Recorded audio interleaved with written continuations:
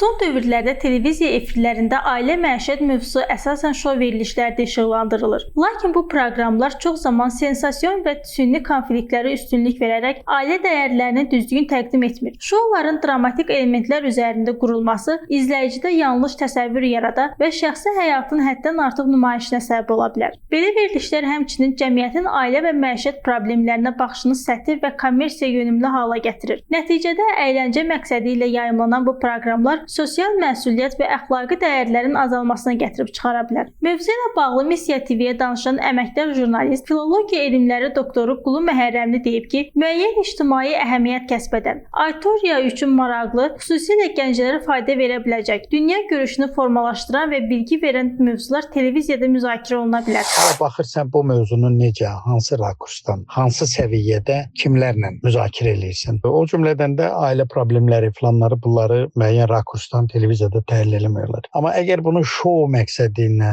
sensasiya yaratmaq, normadan kənar xəttlər üzərində qurmaq istəyirsən və bundan reytinq qazanmaq istəyirsənsə bu çox ziyanlıdır. Yox, əgər doğrudan hər hansı bir problem kontekstində bunu müzakirə edirsənsə normaldır.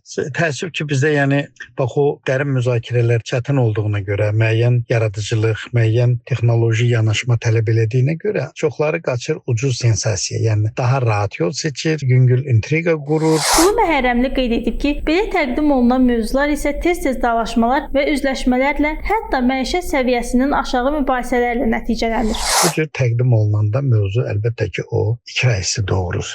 Bundan bizim televiziyalarımız çəkinməlidirlər. Efir danışığı, bizim həyatdakı danışığımızın bir növ davamıdır. Əgər kamera qarşısında danışırsınızsa, bu artıq ictimai nitqdir, ictimai danışıqdır. Ona görə bu bəlli normalara, bəlli leksik normalara söykənməlidir. Təbii ki, düzgün danışıq olmalıdır. İfadələri seçəndə, tamaşaçını, dinləyicini nəzərə almaq çox vacibdir. Bu televiziya dili, televiziya danışığı bizim ümumi ədəbi dilimizin bir qoludur. Bu tənzimlənmiş müəyyən normaları olan danışıqdır. Ona görə buna diqqət yetirilməlidir. Seyranə Quliyeva, Heydər Həsənli, Missiya TV.